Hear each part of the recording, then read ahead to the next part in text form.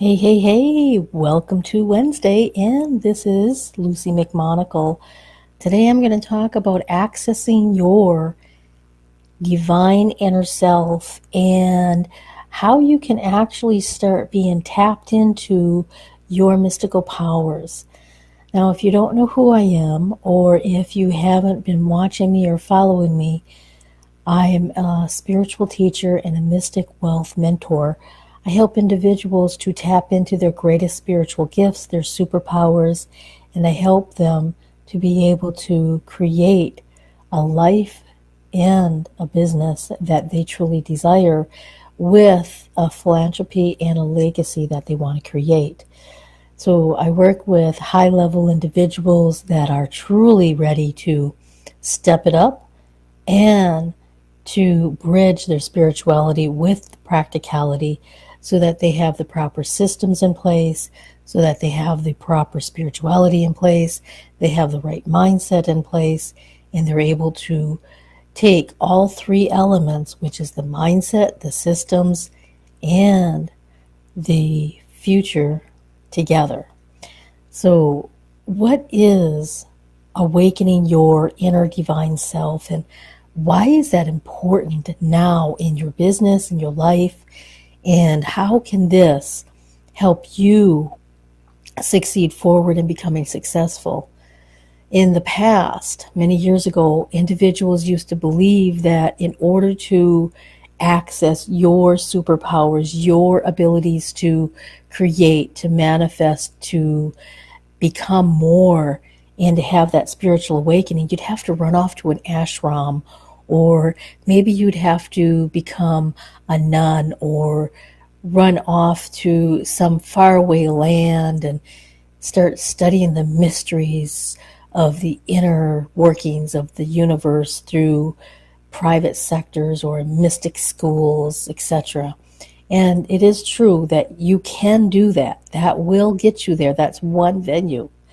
But there's also a lot of other venues in order to get there, because let's really be honest. In this age, how likely are most people able to run off to an ashram or become a nun or take off 6 months to a year just so they can explore the inner workings and the beginnings of understanding the mysteries of the world and the mysteries that lie within you? So it's not very practical. Most of us have houses, we have families, we have individuals that we are working with, we have jobs, etc. So it's not that practical. Hey, thank you for being on the Facebook Live. Appreciate it. And I appreciate you sending me some good hearts and sharing this with other people. So what are some of the practical steps that you can take in order to start accessing your divinity, start being tapped into the divine source, and to be able to utilize this in your life and your business? And one of the very first things that I always teach is how to slow down your mind, how to slow down your thoughts, so that you are able to start tapping into the potentiality. When you're able to slow down your mind and stop your thoughts, get that place, the gap in between the thoughts, you're able to start tapping into the potentiality of all of the world, all of the relationships, etc. This is pure potentiality. And the second step is to really start deciding and making a firm decision that you're going to keep working at this. Sometimes when we're working towards accessing our divine, accessing the divinity that's within us, there's going to be trials and tribulations. There's going to be times when you feel completely abandoned by God, by your higher self, by outside forces. Sometimes you feel like the universe is not supporting you in any way, shape, or form, and everything seems to be going bad or from bad to worse, etc. These are times when we start building strength, when we start building faith, when we start learning that, yes, we have help, but we have to learn how to receive help from individuals, not just from ourselves. Many of the individuals that I work with, they are caretakers. They overgive. They want to fix things. They don't want to see people who are having issues and problems. So they want to be there for them. And sometimes they get overtly exhausted to the point where they just can't give anymore. When you're tapped into your divinity, you start building the strength in order for you to start acknowledging that you need to set boundaries. And as you set boundaries, they might feel very difficult, they might feel very harsh, because individuals who have gotten used to you always giving start getting taken aback, and sometimes they get offended when you stop giving because you have nothing left to give. And utilizing your deep inner knowing is when you're going to be able to start creating boundaries that will help individuals and that'll help you, because if you're enabling other people to always rely on you, you're not giving them wings in order for them to fly. So sometimes it's very difficult not to do that. So now the next step is to really start understanding the chakra system. And most people understand that they have 7 chakras, but as we're evolving into the 5th dimension, as we're evolving as a collective consciousness, people are developing a 12 chakra system.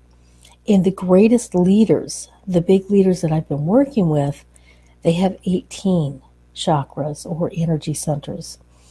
And you might not understand fully where all 12 of your centers are, or if you have 18. If you're a leader and you're moving towards leadership, you will be developing them. One of my specialties is realigning and cleaning out all of your energy centers so that they're configured in such a way that they are working for you and not against you. When your energy systems is not properly working, it's just like any other part of your life. It's going to be slow, it's going to be sluggish, you're going to have issues, and you're going to have problems with being able to manifest. You'll have issues and problems with being able to create what you want to create. You might even have issues with friends or family where you didn't have them before.